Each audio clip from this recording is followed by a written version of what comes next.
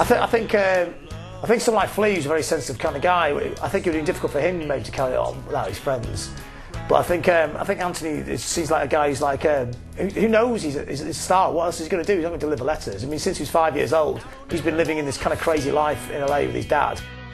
He's in Starland. He's not going to go, all right, I better stop and just go back to the real world. The real world for him is being in a band, touring the world with a crazy, chaotic kind of lifestyle. I think for Flea, because he came from a different kind of background, it must have been a bit more difficult for him to handle.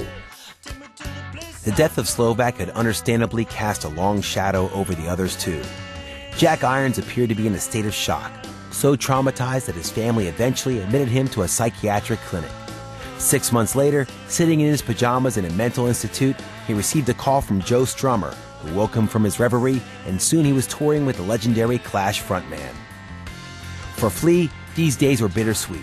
The birth of his first daughter, Clara, whom Hillel had predicted would be a girl, meant his happiness was tinged with sadness. There is no escaping the cycle of birth and death, and no doubt the new life reassured Flea that all was not lost. Perhaps the death of Hillel and the shadow he cast would have been the end of the band if they hadn't found some newer, younger blood. Initially, there seemed no possible replacement for their friend, friendship being at the heart of their magical essence. But then, as if sent from Hillel himself in the heavens, along came 19-year-old John Frusciante.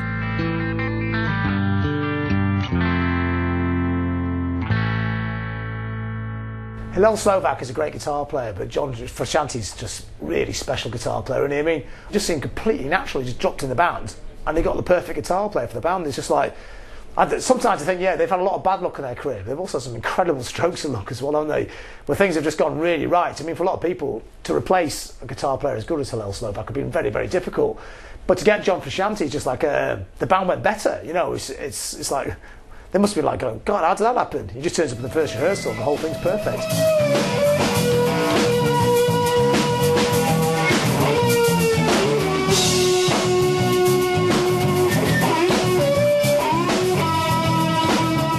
Be like in 7th grade, I would walk into music stores and just everybody would think I was an amazing guy because I was about this tall and I could play all these Hendrix songs. Oh, really? Yeah. In my opinion, John Frusciante was the missing link of the Chili Peppers.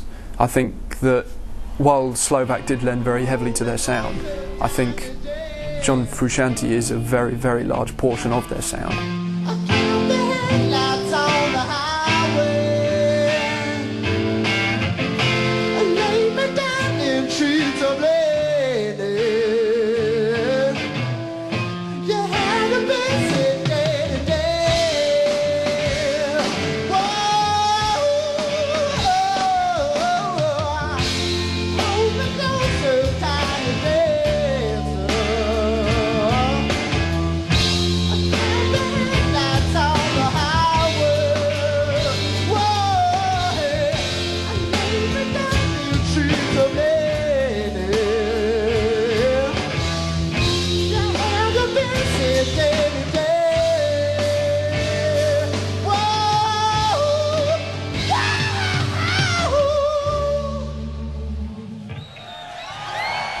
You know, he's just such an amazing talent that when he plays with the band, that's when they're at their best. To complete the foursome, they still needed the right drummer, so Anthony and Flea started the arduous task of auditioning. After seeing all the wrong people, in walked giant-sized Detroit native Chad Smith, a man who a friend had described as fond of eating drums for breakfast. He strolled into audition for us, and we took one look at him and went, we don't think so. And then he sat down, and he proceeded to, you know, blow the sockets out of our bones.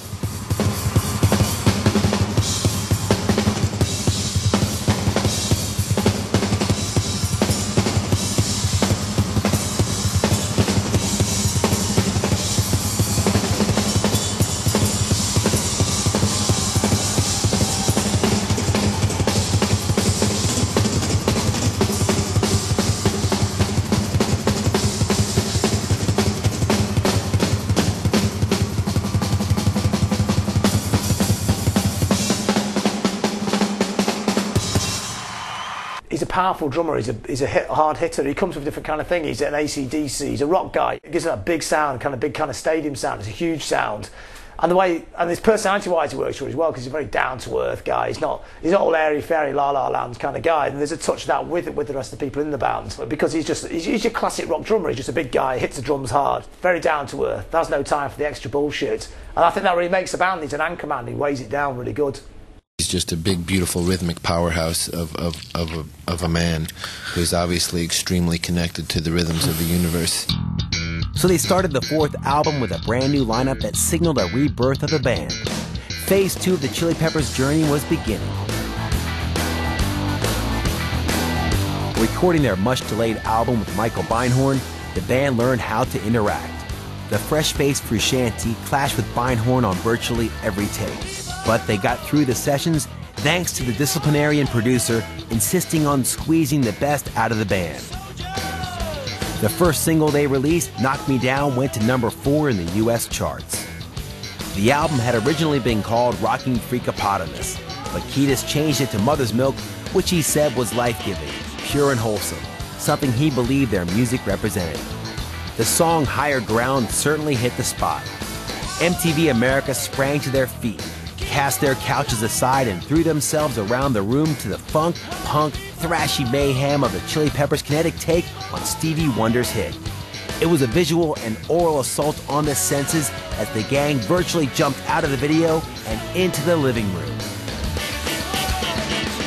I think they took it to a new audience. I think a lot of the kids that were listening to their version of Stevie Wonder's Higher Ground probably hadn't heard the original and just assumed that it was a Chili Peppers track because they have made it their own.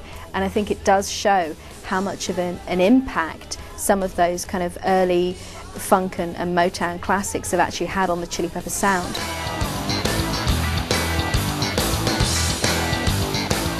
Mother's Milk is the first absolute classic Chili Peppers album with loads of really good songs. You can hear John Frusciante straight away. He's got a very distinctive style. He's got a very needly thin guitar sound. He's really got little funk chops. You know, he's very melodic little licks that he does as well. He's a really good songwriter. The rhythm section just clicks. It just sounds fantastic now. You've got the big meaty drums and Flea's really funking out the bass. So there's a lot of confidence, a lot of space for Anthony to go off on his raps, but he's also singing a little bit here as well now. So there's like little choruses going on. So the songwriting is really spot on. This is the first Chili Peppers album to break into mainstream. It's the one that, I mean, they've been close before, but this is the one that gets them really big. You know, this is the one that takes off and they become a big band. The band was reborn. They started the Mother's Milk Tour on September 9th, 1989 in Seattle. The tour was characterized by indecent exposure, Anthony busting his ankle, and Flea's new fetish for underwear, which alternated between disposable nappies and his own underpants. They went down a storm. The Red Hot Chili Peppers.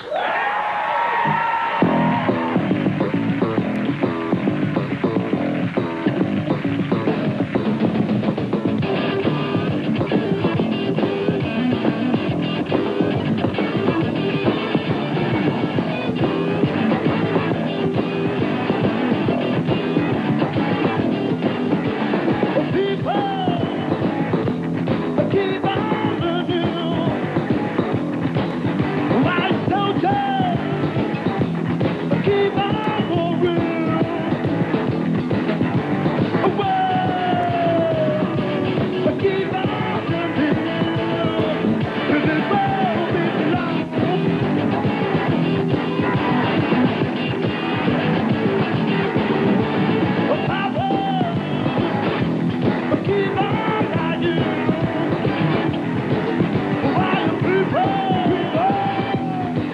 on trying.